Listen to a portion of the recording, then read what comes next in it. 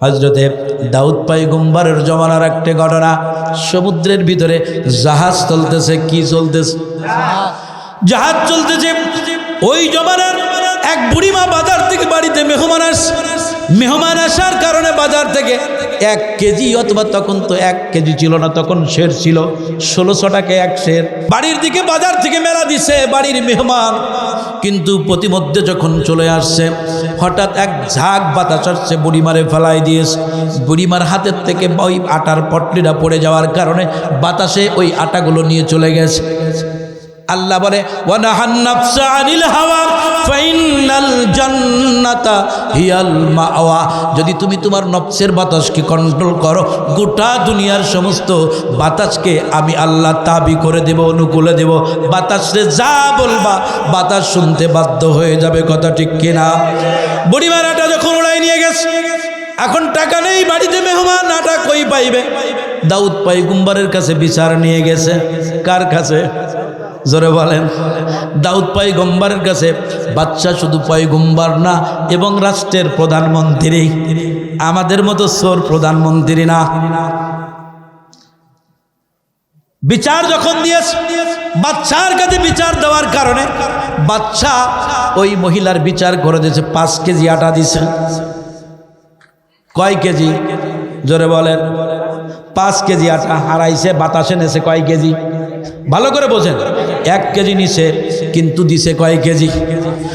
আটা নিয়ে সামনে আগাইছে। একটু পরে সামনে যখন গেছে, 7 আর 10 বছরের একটা ছেলে সামনে দাঁড়াই গেছে। দাঁড়ানোর পরে বলে কি ব্যাপার বুড়িমা? হতে কি বলে আটা কই পাইলা? বাচ্চা দেশে কেন দিছে?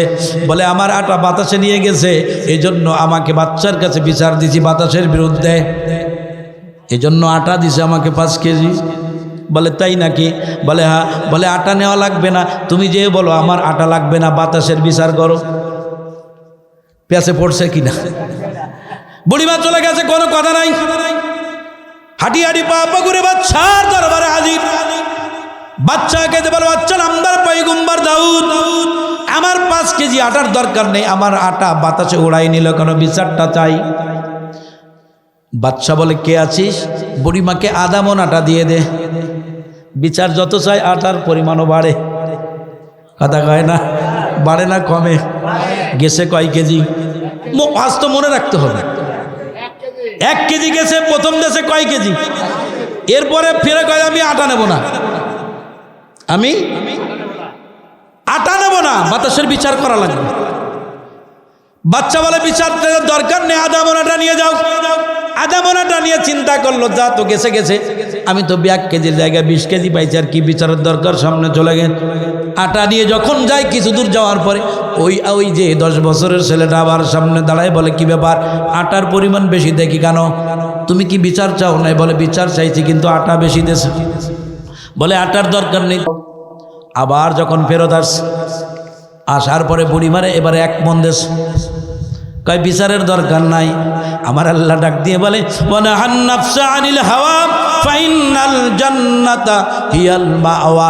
তুমি যদি তোমার নফসের বাতাসকে কন্ট্রোল করো, আমি গোটা দুনিয়ার বাতাসকে তোমার জন্য তাবি করে দিব। সুলাইমান পয়গম্বর বাতাসটাকে নিয়ে বেড়াতো না, সিংহাসন বাতাসে নিয়ে যাইতো। কথা ঠিক কিনা? তাহলে আল্লাহ কোরআনের কথার সাথে মিথ্যা প্রমাণ নাই। কথা ঠিক কিনা? যা বলে তাই হয়। আল্লাহর ওয়াদা কখনো মিথ্যা হইতে পারে না। কিন্তু আপনি আর আমি মানুষ, আপনার আমার ইয়াকিনের সমস্যা, আমি বুঝি না। আপনার আমার ইমানের সমস্যা, ইমানিয়াতের ঘাটতি থাকার কারণে আল্লাহর যত ওয়াদা আছে, আল্লাহ বলে তুমি যদি দুনিয়ায় আমি আল্লাহর হুকুম মানো, 5 ওয়াক্ত নামাজ পড়ো, আমি আল্লাহ প্রথম নম্বরে 5টা পুরস্কারে পুরস্কৃত করব। 1 নম্বর হলো তোমার রিজিকের পেরেশানি দূর করে দিব। সমবেত কণ্ঠে বলেন প্রশংসা কার? আল্লাহ। জমিন কার? আল্লাহ। আসমান কার? আল্লাহ। এই সাগর মহাসাগর বৃক্ষরাজি যা কিছু এগুলো আমরা দেখি আর না দেখি, এগুলো কে বানাইছেন? আল্লাহ। এখন আপনাদের কথাই যদি সব কিছু আল্লাহর হয়, জমিনও যদি আল্লাহর হয়, আসমানও যদি আল্লাহর হয়, বানানো যদি আল্লাহর হয়, আপনি আর আমি যদি আল্লাহর হয়, জমিনও যদি আল্লাহর হয়, তাহলে এই জমিনে কার বিধান চলবে? শেষ পর্যন্ত সবাই সমবেত কণ্ঠে বলেন কার বিধান? আল্লাহ। এই ব্যাপারে আমাদের কোনো সমস্যা আছে? মসজিদে ইমাম সাহেব বলতেছে মসজিদ আজ থেকে চলবে আল্লাহর বিধান অনুযায়ী। কার বিধান অনুযায়ী? মসজিদের সভাপতি, সেক্রেটারি, আদার ওয়েস সব মুসল্লি বলছে ঠিক আছে হুজুর, মসজিদ আল্লাহর কথা মতোই চলবে, আল্লাহর বিধান অনুযায়ী চলবে। এ ব্যাপারে আপনাদের কোনো দ্বিমত আছে নাকি? আজকের মাহফিল চলবে কার কথায়? আল্লাহ এবং আল্লাহ রসুলের কথায়। এ ব্যাপারে তো কারোর দ্বিমত নেই। এখন বলছে আল্লাহর বিধান অনুযায়ী চলবে মসজিদ, সমাজও আল্লাহর বিধান অনুযায়ী চলবে। এইবার লাগছে পেঁয়াজ, ভাগ হয়ে গেছে। কি হয়েছে? ভাগ হয়ে গেছে। সভাপতি, সেক্রেটারি এরাও আলাদা হয়ে গেছে, মুসল্লিরা এক ভাগে চলে গেছে, সভাপতি, সেক্রেটারি, মসজিদ কমিটি এক ভাগ। সব ঠিক আছে, মসজিদ আল্লাহর কথা মতো চলবে, কোনো সমস্যা নেই। কিন্তু সমাজ যদি আল্লাহর কথা মতো চলে তাহলে তো আমাদের বাটপারে চলবে না। কথা বলেন না কেন? ঝামেলা হয়েছে না? হয়েছে না?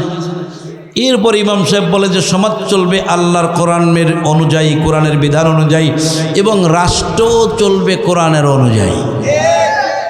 এইবার সভাপতি বলে যে ইমাম সাহেব যা বলছেন বলছেন, এই পর্যন্ত থাকেন, আগামীকালকে আপনার ইমামতি করা লাগবে না। আলোচনা করতেছে বক্তা আলোচনা করতেছে, বলে যে আল্লাহর জমিন চলবে আল্লাহর বিধান। আপনারা স্বীকার করেছেন জমিন আল্লাহর, সব কিছু আল্লাহর, বিধান চলবেও, জমিন চলবেও, এই দেশ চলবেও আল্লাহ, এটা স্বীকার করছেন না? এখন যখনই বলছে সংবিধান চলবে কোরআন অনুযায়ী, কোরআন যেটা বলে ইহদিনাস সিরাতাল মুস্তাকিম, এই রাস্তা অনুযায়ী চলবে, বলার সাথে সাথে পিছনে ছিল প্রধান অতিথি, লাফ দিয়ে দেয়, বলে যে হুজুর সাবধান, খামোশ হয়ে কথা বলেন, অত বাইরেন না। আছে না নাই?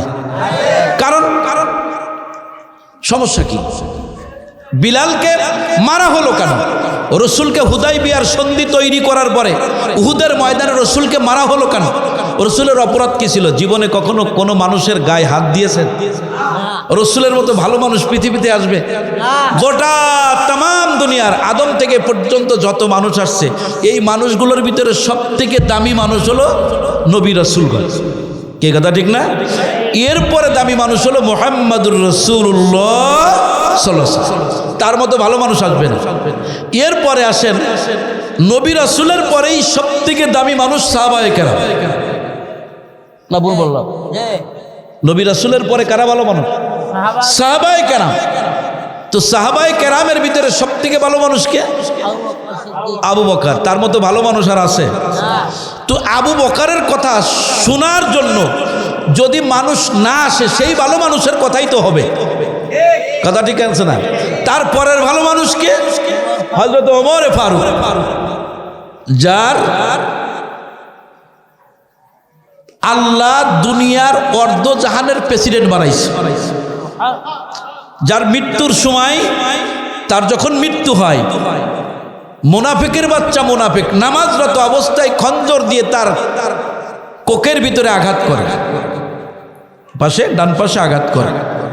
আঘাত করার পরে হযরত ওমর ফারুক রাদিয়াল্লাহু তাআলা আনহু, অর্ধজাহানের প্রেসিডেন্ট, আল্লাহর নবী মুহাম্মদুর রাসূলুল্লাহ সাল্লাল্লাহু আলাইহি ওয়াসাল্লামের অত্যন্ত আপনজন, রসুল নিজে বলতেন আমার ওমরকে কে কান্দাই না।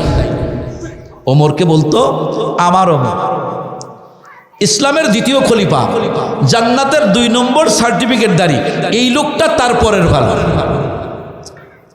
3 নম্বর ভালো উসমান রাদিয়াল্লাহু তাআলা আনহু, জান্নাতের সার্টিফিকেট দুনিয়ায় পাইছে 3 নম্বরে। 4 নম্বরে হযরতে আলী রাদিয়াল্লাহু তাআলা আনহু। এই 4 জন খলিফা, এই 4 জন প্রধান, 4 জন কি খলিফা। একজনের সাথে জামাই শ্বশুরের সম্পর্ক, আর একজনের সাথে জামাই শ্বশুরের সম্পর্ক। উসমানের সাথে জামাই শ্বশুরের সম্পর্ক। ওমরের মেয়ে বিয়ে করেছে আল্লাহর হাবিব, আবু বকরের মেয়ে বিয়ে করেছে আল্লাহর হাবিব, আল্লাহর হাবিবের মেয়ে বিয়ে দিছে হযরতের আলীর সাথে এবং উসমানের সাথে। আলীর সাথে একটা, উসমানের সাথে দুইটা। এই ভালো মানুষগুলো যখন ভালো কথা বলে, সমাজের মানুষ এই ভালো মানুষের কথা যদি না শুনতে চায়, তাহলে বোঝা গেল ওরা আবু জেহেলের অনুসারীরা। কথা বলেন না কেন? এখন আমরা আবু জেহেলের অনুসারী হব না আবু বকরের অনুসারী হব? কারা কারা হব? জোরে বলেন কারা কারা হব? আমরা সবাই আবু বকরের অনুসারী হব তো ইনশাআল্লাহ। এখন নেতা মানতে হবে কাকে?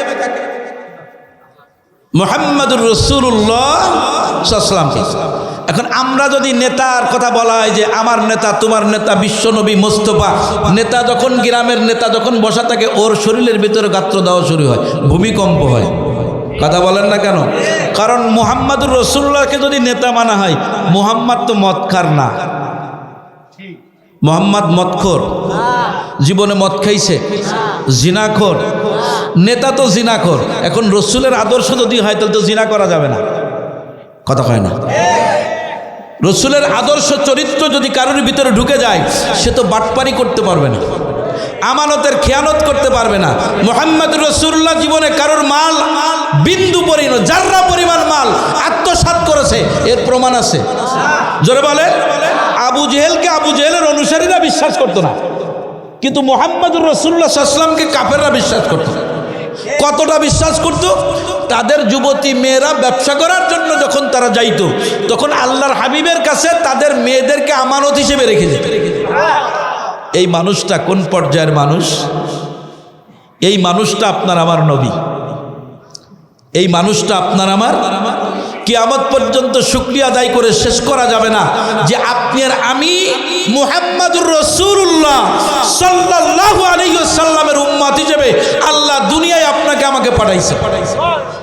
শুধু তাই না, আল্লাহ কোরআনে বলছেন কুনতুম খায়রা উম্মাতিন উখরিজাত লিন-নাস তা'মুরুনা বিল মারুফ ওয়া তানহাউনা আনিল মুনকার।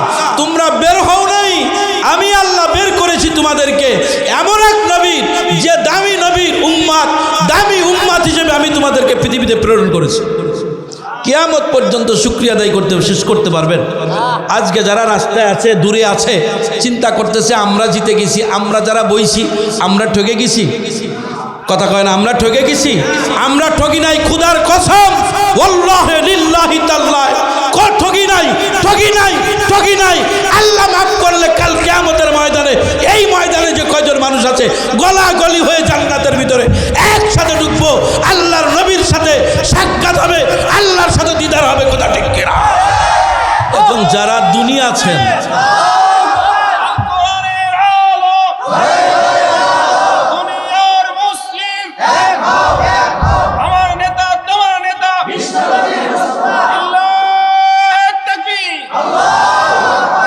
এই জন্য আলোচনা শুরু করার আগে 9:55 বেজে গেছে, বেশি সময় আলোচনা করব না, সুযোগও হয়তো হবে না।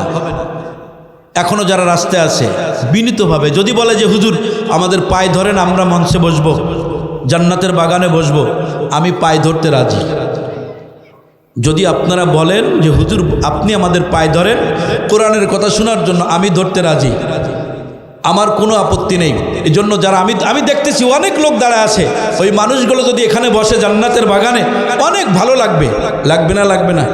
জোরে বলেন লাগবে না? লাগবে না? হযরত ওমর রাদিয়াল্লাহু তাআলা আনহু তার যখন মৃত্যু ঘনায় আসলো, তো তার সাথে তার যখন খঞ্জর মারলো, খঞ্জর মারার পরে হযরত ওমর ফারুক রাদিয়াল্লাহু তাআলা আনহু তার কাপড় দিয়ে ওই জায়গাটা বেঁধে ফেললেন। বাঁধার পরে এরপর তাকে নিরিবিলি জায়গায় যখন প্রস্থান করা হলো, করার পরে তাকে ডাক্তারের কাছে নেওয়া হলো। ডাক্তারের কাছে নেওয়ার পরে ডাক্তার যখন তাকে ট্রিটমেন্ট করলো এবং তাকে দুধ খাবার দিল, দুধ খাওয়ার পরে তার শরীর থেকে মানে গলা দিয়ে হড়হড় করে রক্ত বের হতে লাগলো। ডাক্তার বুঝে গেল ওমর আর দুনিয়ায় বেশিক্ষণ থাকবে না। তখন উনি বললেন যে আপনার যদি কোনো ওসিয়াত করার দরকার হয় তাহলে আপনার নিকটতম যারে করবেন তাকে ডাকান। তার ছেলেকে ডাক দিলেন। বন্ধুরা আমার, তার ছেলেকে ডাক দিয়ে বললেন, আল্লাহর নবীর সাহাবী, বিশ্বস্ত সাহাবী, যেই সাহাবীকে আল্লাহর নবী অত্যন্ত মহব্বত করতেন, গোপন কথা বলতেন, তার সাথে ছাড়া কারোর সামনে গোপন কথা বলতেন না, তার নাম হলো হুযায়ফা রাদিয়াল্লাহু তাআলা আনহু। তাকে ডাকানো হলো। সে আসলো যখন, ওমর জিজ্ঞেস করলেন, ভাই হুযায়ফা, আল্লাহর নবী তোমার কাছে মুনাফিকদের একটা লিস্ট দিয়ে গেছে। কি দিয়ে গেছে? কাদের লিস্ট? মুনাফিকদের লিস্ট দিয়ে গেছে। বলে মুনাফিকদের লিস্টের ভিতরে আমি ওমরের নামটা আছে কিনা? আপনি যদি আমাকে একটু বলতেন কোন ওমর বলতেছেন ইসলামের দ্বিতীয় খলিফা, জান্নাতের 2 নম্বর সার্টিফিকেটধারী যেই মানুষটা, ওই মানুষটা হুজাইফার কাছে জিজ্ঞেস করে আমি ওমরের নামটা মুনাফিকের খাতায় আছে কিনা। এখন চিন্তা করেন, আমরা এখানে যারা বসছি, মসজিদে যারা মুসল্লি, মুসল্লিদের ভিতরে 2 ভাগ, একটা হলো মুমিন মুসল্লি আর একটা মুনাফিক। কথা কয় না? আল্লাহ কোরআনের ভিতরে মানুষের নামে সূরা নাজিল করেছেন, মুনাফিকদের নামেও সূরা নাজিল করেছেন কিনা? কাফেরদের ব্যাপারে একটা সূরা নাজিল করছেন না করেন নাই? আবার পিপিলিকার নামে সূরা নাজিল করেছেন, সূরা নামল। তো মুনাফিকদের ব্যাপারে সূরা নাজিল করলেন, মানুষের ব্যাপারে সূরা নাজিল করলেন। কোরআনে এমন কোনো বিষয় নাই যেই বিষয়ের উপরে আরোপ করা যায় না, আস্থা রাখা যায় না। এমন কোনো সমস্যা নাই যেই সমস্যার সমাধান আল্লাহ কোরআনের ভিতরে রাখে নাই। হযরত ওমর ফারুক রাদিয়াল্লাহু তাআলা হুজাইফাকে বলছে, ভাই হুজাইফা, বিশ্বস্ত সূত্রে আমি জানছি আল্লাহর নবী মুনাফিকের একটা লিস্ট দিয়ে গেছে, ওই লিস্টের ভিতরে দেখো আমার নাম মুনাফিকের খাতায় আছে কিনা। ওমরের মতো মানুষ যদি বলে আমার নাম মুনাফিক আছে, মুনাফিকের খাতায় আছে কিনা, আপনার আমার অবস্থান কি, ইমানের অবস্থান কি, আমলের অবস্থান কি? যেই নামাজ পড়েছি ইশার নামাজ, ওই নামাজের দ্বারাই জান্নাত তো দূরের কথা, জান্নাতের নিকটেও যাওয়ার মতো ক্ষমতা আছে। কার কার আছে বলেন, কার কার আছে? বন্ধুরা আমার, আল্লাহওয়ালারা সবসময় ভীত সন্তুষ্ট থাকে আল্লাহর ভয়ে। হযরত আবু বকর সিদ্দিক রাদিয়াল্লাহু তাআলা আল্লাহর ভয়ে এত ভীত সন্তুষ্ট অবস্থায় থাকতেন। একদিন কেরা হযরত আবু বকর বলতেছে, আমি যদি একটা ছাগল হয়ে যেতাম, আমি যদি একটা বকরি হয়ে যেতাম, আমারে জবাই করে খাওয়াই ফেলতো, মানুষ খেয়ে ফেলতো, কাজে লেগে যেতাম। যদি একটা ঘাস হতাম, ঘাসগুলো ছাগলে খেয়ে ফেলতো, গরুদি খেয়ে ফেলতো, আমি কাজে লেগে যেতাম। আমি আবু বকর মানুষ বানাইছে, আর মানুষ আল্লাহর কাছে সব থেকে দামি না বেদামি? জোরে বলেন, দামি না বেদামি? এই সূরা বাইয়িনার 7 নম্বর আয়াতে আল্লাহ বলছে, উলাইকা হুম খায়রুল বারিয়া, এই সমস্ত মানুষ ফেরেশতার চেয়ে সম্মানিত। শুধু ফেরেশতা বলে নাই, শুধু দামি বলে নাই, ফেরেশতার চেয়েও সম্মানিত। এই মানুষের দাম আছে না নাই? শুধু এখানে আল্লাহ মানুষের প্রশংসা করে নাই, অন্য জায়গায় সূরা 3-এর ভিতরে 4টে কসম গাইছে। والتين والزيتون وطور سينين وهذا البلد الأمين। আল্লাহ 4টে কসম খায়, 3-এর কসম, জৈতুনের কসম, সিনাই তুর পর্বতের কসম খাইছে, ওই কাবার কসম খাইছে, ওয়াহাদা বালাদিল আমিন, ওই মক্কার কাবার ঘরের কসম করে বলছে, আমি পৃথিবীতে যা বানাইছি, লাকাদ খালাকনাল ইনসানা ফি আহসানি তাকওয়িম, আমি মানুষকে উত্তম অবয়ব এবং দামি হিসেবে বানাইছি। চিন্তা করে দেখেন, মানুষের মধ্যে এত সৌন্দর্য। এই যে আমার বাম পাশে যেই লোকটা আছে, তার চেহারার দিকে তাকায় দেখেন, নাকটার দিকে তাকায় দেখেন, বাঁশির মতো নাকটা, কপালটার দিকে তাকায় দেখেন, তার চলের দিকে তাকায় দেখেন, কানের দিকে তাকায় দেখেন, কত মানুষের কান তো লাফার মতো কান হয়। কানটার ভিতরে সৌন্দর্য কে দিয়েছেন? জোরে বলেন, কে দিয়েছেন? যে আল্লাহ দিয়েছেন, কাল কিয়ামতের ময়দানে যদি জিজ্ঞাসা করে, সমস্ত নিয়ামত, কান একটা বিরাট নিয়ামত, কথা বলেন না, নাক একটা বিরাট নিয়ামত, চোখ একটা বিরাট নিয়ামত। আপনার আমার চোখটা আল্লাহ বানাইছে 1 না 2 না, এই চোখের ভিতরে 13 কোটি ক্যামেরা আছে, একটা চোখের ভিতরে 13 কোটি ক্যামেরা। আরো আসতে বলেন সুবহানাল্লাহ। কয় কোটি ক্যামেরা? 13 কোটি। তাহলে 2টা চোখে কতগুলো? জোরে বলেন। এই 26 কোটি ক্যামেরা টানানোর জন্য, সেট করার জন্য 26 কোটি তার লাগছে। এখানে যে মাইকম্যান মাইক টানাইছে, তার লাগছে না রাখছে না কত গজ? গজের পরে গজ, 1টা না 2টা না অনেক। বলে আল্লাহ মানুষের যে 2টা চক্ষু দিয়েছে, এই চক্ষুর ভিতরে 26 কোটি ক্যামেরা 2টা চক্ষুতে দিয়েছেন। আর এই 26 কোটি ক্যামেরা টানার জন্য আল্লাহ 26 কোটি তার টানাইছেন। কতটুক জায়গার ভিতরে টানাইছেন? 1.6 সেন্টিমিটার জায়গার ভিতরে। বিজ্ঞানীরা বলে, সায়েন্টিস্ট বলে, যদি কোনো ওই তার একটার সাথে আর একটা লেগে যায় তাহলে দেখা যাবে ফায়ার হয়ে যাবে, চোখ নষ্ট হয়ে যাবে। শুধু তাই না, আর একটু আগায় যায়, যদি এই চোখটা এ পর্যন্ত আপনি আর আমি ব্যবহার করলাম অথচ কোনোদিন ব্যাটারি চার্জ দেওয়া লাগে নাই। আমরা যে ক্যামেরা চালাচ্ছি, এখানে একটা ক্যামেরা আছে, আমার আলোচনা রেকর্ড করা হচ্ছে, ওই ক্যামেরার পিছনে ব্যাটারি আছে না নাই? ওই ব্যাটারিতে চার্জ দেওয়া লাগছে না লাগে নাই?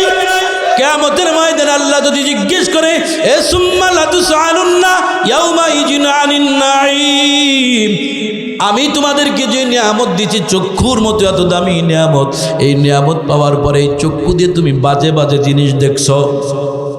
কথা বলেন না কেন? রাস্তা দিয়ে সুন্দরী নারীরা যায়, তার দিকে তাকাইছো, এই চোখ তো তোমার বাপ দেয় নাই, কোনো বিজ্ঞানী দেয় নাই, চোখ তো আমি আল্লাহ দিয়েছি। কথা বলেন না কেন? ফাবিআইয়ি আলাই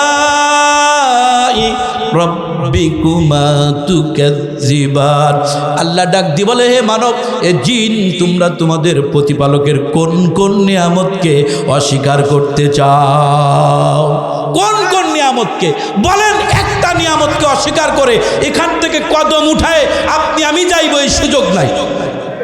একটা নিয়ামত যদি ধরি আজকের এই মাহফিলে, আপনি আমি যে এখানে বসছি, আপনাকে আমাকে কে বসাইছেন? জোরে বলেন। এই এলাকায় কি এই কয়জন মানুষ না আরো মানুষ আছে? তো সেই মানুষগুলো বসতে পারে নাই, জান্নাতের প্যান্ডেল আপনাকে বসাইছেন। এই নিয়ামত কেমন পর্যন্ত শুকরিয়া আদায় করে শেষ করা সম্ভব না? সম্ভব? কখনো সম্ভব না। অথচ আপনাকে আমাকে জান্নাতের ভিতরে কে বসাইছেন? জোরে বসেন, কে বসাইছেন? কোরআনের কথা শোনানোর তৌফিক কে দিয়েছেন? বলার যোগ্যতা কে দিয়েছেন? আমি তরফদারের কোনো ক্ষমতা নেই, এক বিন্দু পরিমাণে একটা কথা বলার স্পর্ধা এলেম আমার নাই, যদি আল্লাহ আমাকে না বলার কথা ঠিক কিনা। এই জন্য আল্লাহ বলাইছে, আপনাকে আমাকে কান দিয়েছে, যারা এখানে নাই আসে নাই তাদেরও কান আছে, মাইকের আওয়াজ আছে, মাইকের আওয়াজ তাদের কানে যায় কিন্তু আসতে পারে নাই। তাকদীর কা মুআমেলা নসিবে নাই, যার কারণে আসতে পারে না। আগামীকালকে প্যান্ডেল থাকবে না, হুজুরও থাকবে না, বক্তাও থাকবে না, মাইকও থাকবে না, সভাপতি থাকবে না, অতীত থাকবে না, কেউ থাকবে না, একদম খালি থাকবে। কিন্তু এই কথা রেকর্ড আল্লাহর কাছে থাকবে। এখানে কোরআনের আহ্বান করা হয়েছিল, 15 দিন পর্যন্ত মাইকিং, পাবলিসিটি, পোস্টারিং, হ্যান্ডবিল সব করা হয়েছে, কিন্তু এখানে এই এলাকার মানুষ আসে নাই। এটা আল্লাহর কাছে রেকর্ড আসে না নাই? জোরে বলেন, আসে না নাই? কই যাইবা? কই যাইতেছো? আইনা তাজহাবুন, কোথায় যাও? যেদিকে যাও ওটা আমি আল্লাহর বানানো জায়গা। কথা বলেন না কেন বন্ধুরা আমার? এরপরে আল্লাহ বলেন সূরা আর রহমানের ভিতরে, ইয়া মাশারাল জিন্নি ওয়াল ইনসি ইন ইসতাতা'তুম আন তানফুযু মিন আকদারিস সামাওয়াতি ওয়াল আরদ ফানফুযু লা তানফুযুনা ইল্লা বিসুলতান। আল্লাহ বলেন, হে মানুষ এবং জিন, আসমান এবং জমিনের ভিতর থেকে তোমরা যদি বের হতে চাও বের হয়ে যাও, আমার কোনো আপত্তি নাই, কিন্তু পারবে না ইল্লা বিসুলতান, আল্লাহর শক্তি ব্যতীত পারা সম্ভব না। কথা, যদি পারতো তাহলে আবু জেহেল বের হয়ে যেত, বদরের প্রান্তরে তার ধ্বংসলীলা দেখতে হতো না। কথা কয় না, কথা বলে না। যদি পারতো, ক্ষমতা থাকতো, তাহলে পলায় ভারত পর্যন্ত গেছে, ফিরে আর দেশে শেখ হাসিনা আসতে পারে। কথা বলেন না কেন? এই এলাকার ভিতরে, নারায়ণগঞ্জের ভিতরে সব থেকে বড় পাওয়ারফুল নেতা শামীম ওসমান, আসো খেলা হবে বলছিল না? বলে নাই? কয় বাংলাদেশে কোনো মৌলবাদী রাখা হবে না, বলে নাই? বলছিল না? চরমোনায় থাকবে না, কওমি থাকবে না, তাবলিগও থাকবে না। ইদানিং কিন্তু দেখা যাচ্ছে নির্বাচনের আগে আমার মসজিদে তাবলিগ ঢুকবে না, এরকম পোস্ট মোবাইলে পাওয়া যায় না, যায় না? কথা বলেন, জমিন কার? তোর বাবা? এই জানোয়ারের বাচ্চা জানোয়ার, এই জমিন কি তোর? মসজিদ কি তোর বাবার ঘর? মসজিদে দিনের জামাত ঢুকতে দিবি না, এত বড় স্পর্ধা পাইছিস কোথায়? সাহস পেলি কোথায়? সাহস পেলি কোথায়? কথা ঠিক কিনা? মসজিদ কার ঘর? জোরে বলেন। আল্লাহর ঘরে। আল্লাহর ঘরে মুসল্লিরা যাইবে দিনের কাজ করার জন্য, তাবলিগওয়ালারা কারুতে খাইতে চাইছে নাকি? কথা বলে। তোর নির্বাচন 16 বছর নির্বাচনে দেশে হয় নাই, কথা বলেন না কেন? যে নির্বাচন, এটা নির্বাচন না, দিনের ভোট রাতে হয়েছে এবং ভোটাররা যাইতে পারে নাই। মরা মানুষ ভোট দিয়ে গেছে, এটা কি ভোট? আর তুমি ভোটের জন্য কিন্তু 16 বছর মসজিদ বন্ধ হয় নাই, হাজার পরিকল্পনা করার পরেও করোনার নামে দেশের মানুষের সাথে এই দেশের মানুষের তামাশা করা হয়েছে, এরপরে মসজিদ বন্ধ করতে পারে নাই, 3-4 ফুট ফাঁকা ফাঁকা করছে, এরপরে মুসল্লি যে সে মসজিদে ঢুকছে। কথা বলেন না কেন? বন্ধ করতে পারে নাই। তাবলিগও আছে, আছে না নাই? চরমোনা আছে না নাই? জামাত আছে না নাই? সরসিনা আছে না নাই? ফুরপুরা আছে না নাই? তাবলিগ আছে না নাই?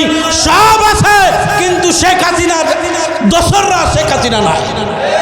জঙ্গির নাটক করে এদেশ থেকে ইসলাম উঠাই দেওয়ার পরিকল্পনা করেছিলে, শাপলা চত্বরে হাঙ্গামা করেছিলে।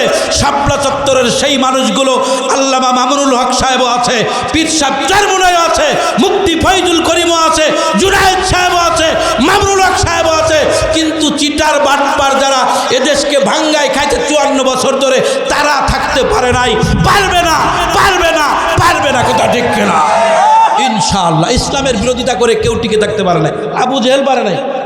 পারছে? আবু জেহেলের থেকে শক্তিশালী শেখ হাসিনা? কথা বলেন না কেন? পারে নাই, পারবেও না। আল্লাহ নিজে বলছেন সূরা বাকারার 2-3 নম্বর সাবায় আল্লাহ বলছে, ওয়া ইন কুনতুম ফি রাইবিম মিম্মা নাযালনা আলা আবদিনা ফাতু বিসূরাতিন মিন মিসলি ওয়াদউ শুহাদাকুম মিন দুনিল্লাহি ইন কুনতুম সাদিকিন। যদি তোমরা তোমাদের দাবিতে সত্যবাদী হও, তাহলে মিন মিসলি, আমি আল্লাহর বানানো কোরআনের মতো সূরার মতো একটা সূরা বানায় দেখায়। পারছে? এ কথা বলে অপেক্ষা করে নাই, এরপরে আল্লাহ নিজে বলছে, ফাইল্লাম তাফালু আলাং তাফালু, কখনোই পারবে না, পারোনি তো আর কখনোই পারবাও না। যদি তাই না পারো, তাহলে এদেশে আলেমরা থাকবে। বর্তমানে বাংলাদেশে প্রায় 1টা না 2টা না 26 লক্ষ কোরআনের হাফেজ আছে। আরো আসতে বলেন সুবহানাল্লাহ। কয়জন হাফেজ রে মারবা? 26 লক্ষ হাফেজ। আল্লাহর আজান মসজিদে দেওয়া যাবে না।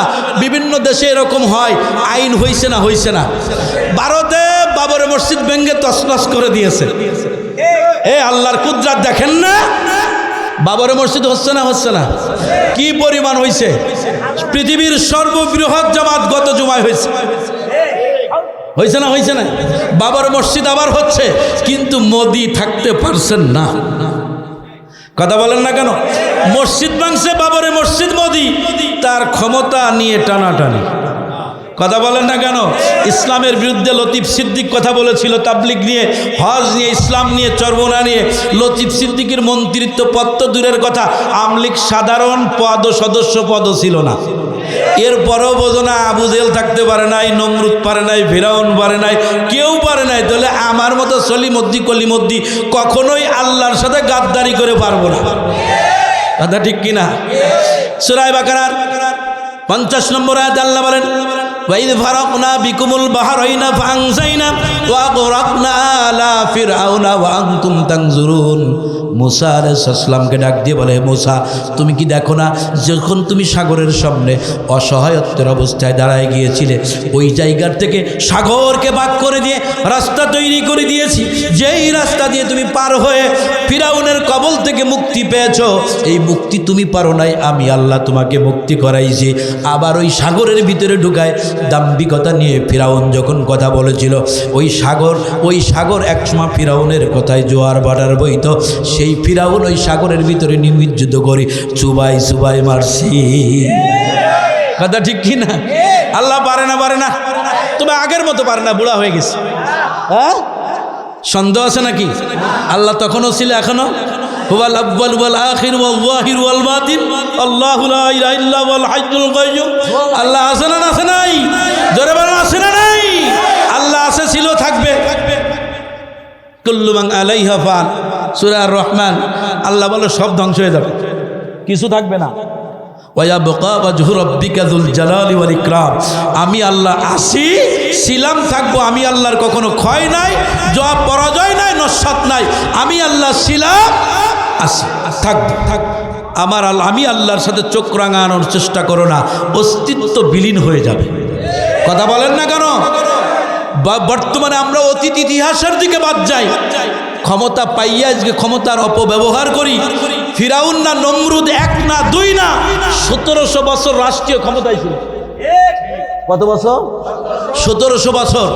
শেষ পর্যন্ত একটা ল্যাংড়া মশার কাছে ধরা। নমরুদে মারার জন্য বিশাল বাহিনী লাগছে নাকি আল্লাহ? হ্যাঁ, আমরা যে এখানে আসছি ওয়াজ নসিহত শোনার জন্য, আমাদের নিয়তটা কি ছিল? আজকে যে এই মোহতামিম সাহেব, মাদ্রাসা মসজিদের ইমাম সাহেব এই মাহফিলটা করাইছেন, কোন নিয়তে করেছেন? আমি ছোট্ট একটা হাদিস, বুখারী শরীফের প্রথম হাদিসের অংশ বিশেষ তেলাওয়াত করেছি, ইন্নামাল আমালু বিন্নিয়াত। আমি কোন নিয়তে মাহফিল করাচ্ছি? এখান থেকে হাদিয়া তো পাবো, এজন্য না এই মাহফিলের দ্বারাই ইখলাসের সাথে বয়ান হবে, সেই বয়ানের দ্বারাই কোনো মানুষ যদি ইবাদত করে, ওই ইবাদতের দ্বারাই আল্লাহ মাহফিলকে কবুল করে নেবে। নিয়ত কি ছিল? সকল আমলের ফলাফল বর্তায় তার নিয়তের উপরে। সকল আমলের ফলাফল বর্তায় কিসের উপরে? জোরে বলেন, কিসের উপরে? নিয়তের উপরে। নিয়ত যার ভালো সব ভালো, নিয়ত যার খারাপ তার সব খারাপ। এখন আমরা এ পর্যন্ত চিল্লাচিল্লি যাই করেছি, এখন আমরা কি পাক্কা নিয়তে আমরা বসতে পারি? এখন আমরা পাক্কা নিয়তে বসবো? কারা কারা বসবো? যদি পাক্কা নিয়তে বসে থাকি তাহলে ওই যে সামনে মাঝখানে ফাঁকা আছে ওই জায়গাটা একটু ঘুরে বসি। আর যারা দূরে আছি মা বোনদেরকে বলবো, আপনারা এলাকার যারা ধনাঢ্য পরিবার হয়ে গেছেন, ভাড়া টাড়া পাইয়া এখন অনেক টাকা, আপনাদের আল্লাহর দরকার নেই, কারণ যারা দুনিয়াদার তাদের আল্লাহর সাথে সম্পর্ক কম। গরিব মানুষের সাথে রবের সম্পর্ক বেশি। শাহবাজ মাইনদের ভিতরে অধিকাংশ গরিবই ছিল। বিলাল কি ছিল? গরিবের কারণে উমায়ের বাসায় কি করত? কামলা দিত। সাড়ানোর পয়সা ছিল না, সাড়ানোর পয়সা ছিল না। বিলালের দাম উটের প্রসাবের চেয়ে কম ছিল উমায়ের কাছে। আল্লাহ রসুল একটু দূরে বসে আছে, মনে পড়ে গেল কথাটা বলবো। ভাই আমি বলেছি আপনাদের ওই জায়গাটা খালি জায়গা, একটু খুলে বসতে, গায়ে গায়ে লেগে বসেন, সুন্নাত বসেন। যদি কথা শুনতে চান আমি আর অল্প সময় কথা বলবো, আর যদি বলেন যে না দরকার নেই, ওমা তৌফিক ইল্লা বিল্লাহ, কোনো সমন্বয়, আমি বিদায় নিয়ে চলে যাব। হযরত রাসূল আকরাম সাল্লাল্লাহু আলাইহি ওয়াসাল্লাম একটু উমায়ের যে উটের রাস্তা বল, ওখান থেকে একটু দূরে গোপনে ঘর বানাইছে। বিলাল উমায়ের কামলা, উটের রাস্তা বলের কি কামলা, দাস। তো রাত্রেবেলায় উটের প্রস্রাব কিন্তু অত্যন্ত গন্ধ। উটের প্রস্রাব কি ভাই? অত্যন্ত গন্ধ। তো বিলাল বলতেছে, মনিব উটের প্রস্রাব তো গন্ধ, আমার একটু আলাদা জায়গার ব্যবস্থা, আমি মানুষ, আমাকে একটু আলাদা জায়গায় রাখো। উমায়া বলতেছে যে তোর থেকে আমার উটের দাম বেশি, তোর থেকে আমার। আর আল্লাহ কি বলে? লাকাদ খালাকনাল ইনসানা ফি আহসানি তাকওয়িম। অপর জায়গা বলে মানুষ যখন বানাইছে ফি আইয়ি সূরাতিম মা শাআ রাক্কাবাক, আমি এত সুন্দর কি বানাইলাম। মানুষ বানায় আল্লাহ প্রশংসা করে। পৃথিবীর যা কিছু আল্লাহ বানাইছে সব কিছু কুন ফায়াকুন দিয়ে বানাইছে। মানুষের ক্ষেত্রে আল্লাহ কুন ফায়াকুন ব্যবহার করে নাই। আপনার আমার চেহারার সাথে তখন বলতেছিলাম, চেহারার কাটিং নিয়ে বলতেছিলাম, এই যে লোকটার আল্লাহ কপাল বানাইছে এত সুন্দর, এই কপালে অন্য কোনো মানুষের কুন দ্বারা বানানো হয় নাই।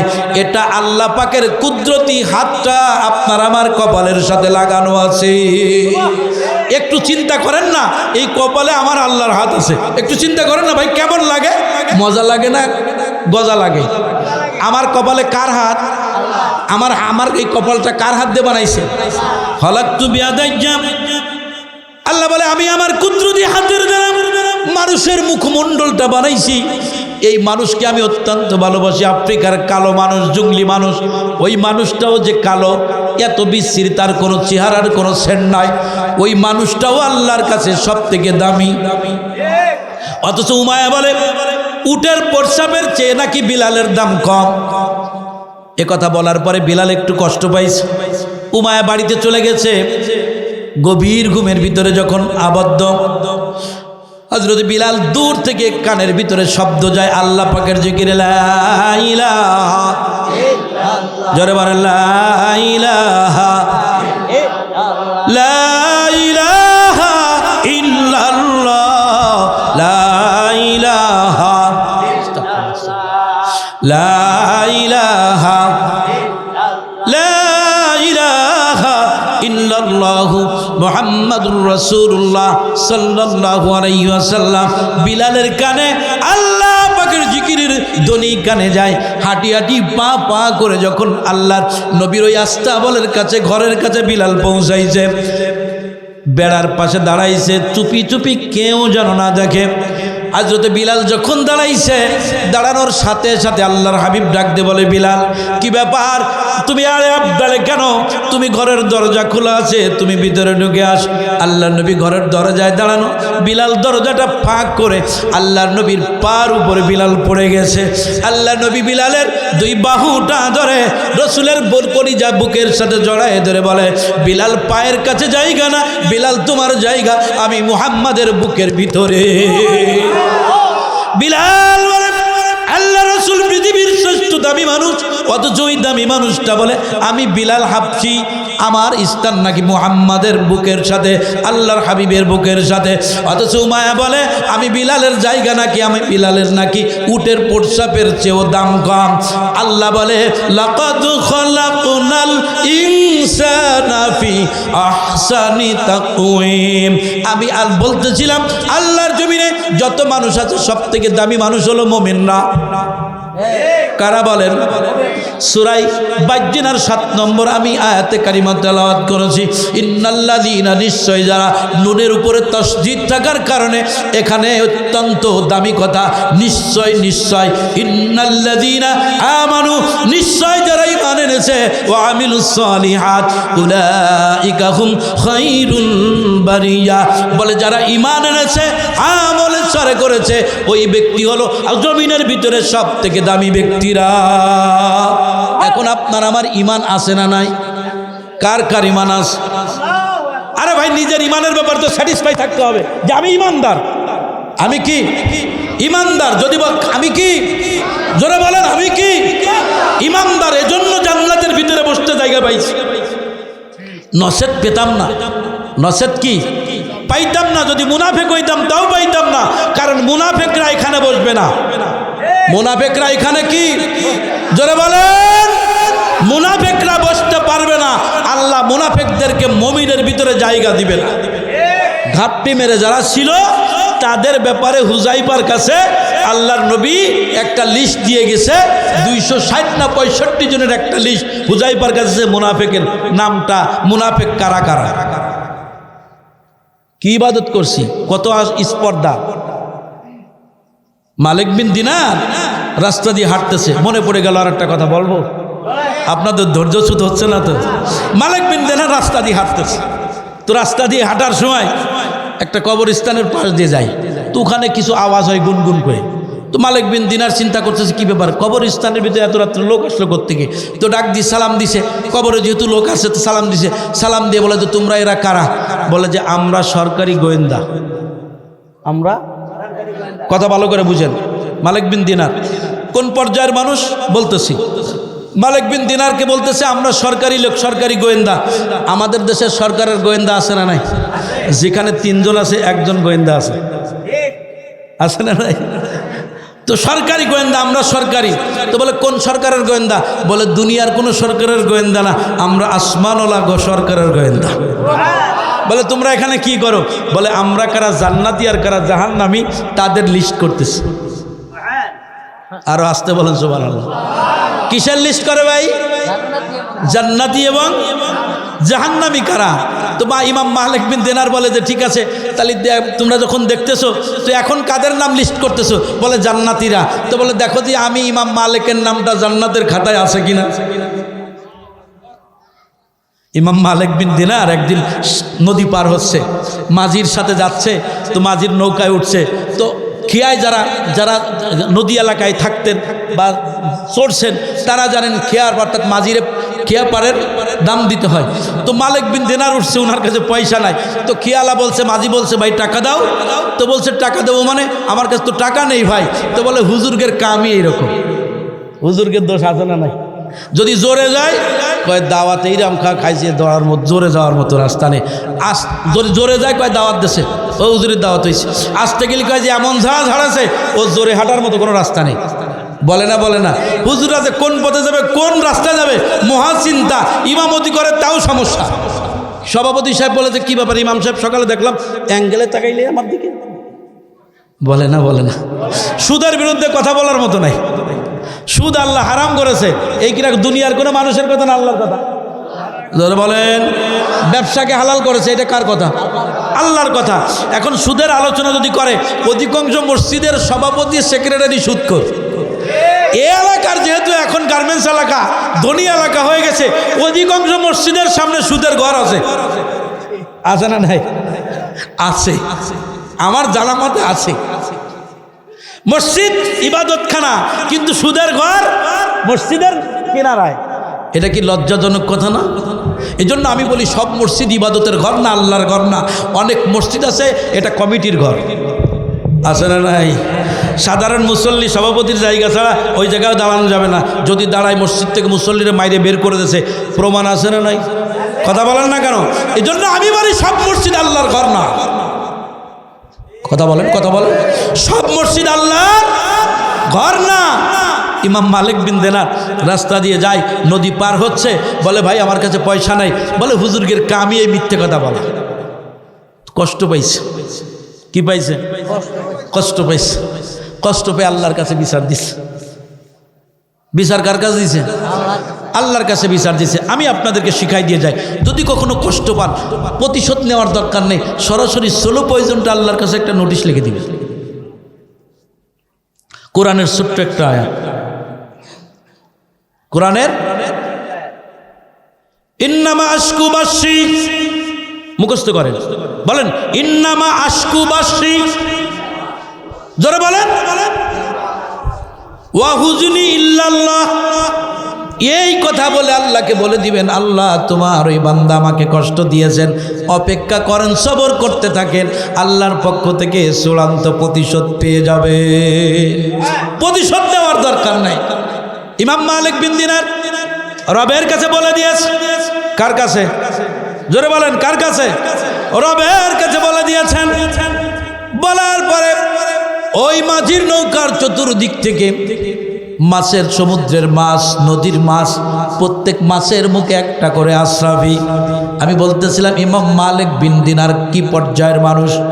এই লোকটা যখন সমুদ্রের অর্থাৎ নৌকার চতুর্দিক থেকে যখন মাছগুলো মুখে একটা করে পয়সা নিয়ে আসছে, মালিক বিন দিনার বলে মাঝি তোর যতটা লাগে তুই এখান থেকে নিয়ে যা। মাছ নদীর থেকে নৌকার থেকে নেমে পানির পথ দিয়ে হেঁটে হেঁটে ইমাম মালিক বিন দিনার পার হয়ে যায়। আছে না নাই? পারে না আল্লাহ।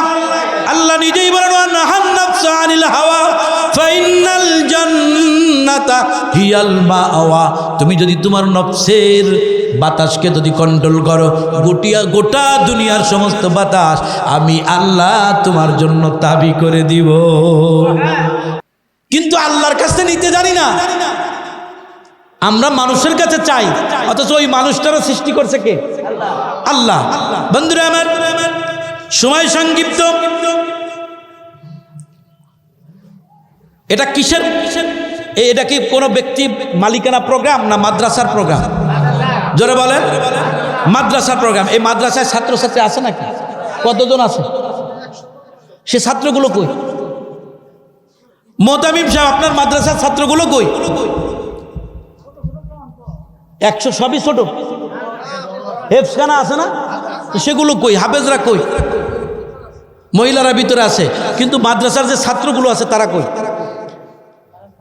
মেরে ভাই দোস্ত বুজুর্গ, কালেকশন করার চরিত্র আমার নাই, আমি চাইতেও পারি না, নিজের জন্য পারি না, আর একজনের জন্য কেমনে চাইব? কিন্তু দ্বীনের প্রতিষ্ঠান। কিসের প্রতিষ্ঠান? এই মাদ্রাসার ছাত্রের দাম কত জানেন? একজন ছাত্রের দাম আমি আলেমরে কয়েকটা আলেম জোড়াইলেও সমান হবে না। বাচ্চা যখন এলমে দিন শিক্ষা করার জন্য ঘর থেকে বের হয়, গর্তের পিপিলিকা থেকে সমুদ্রের মৎস্য পর্যন্ত তার জন্য দোয়া মাগফিরাত করতে থাকে। এটা দামি না বেদামি? জোরে বলেন।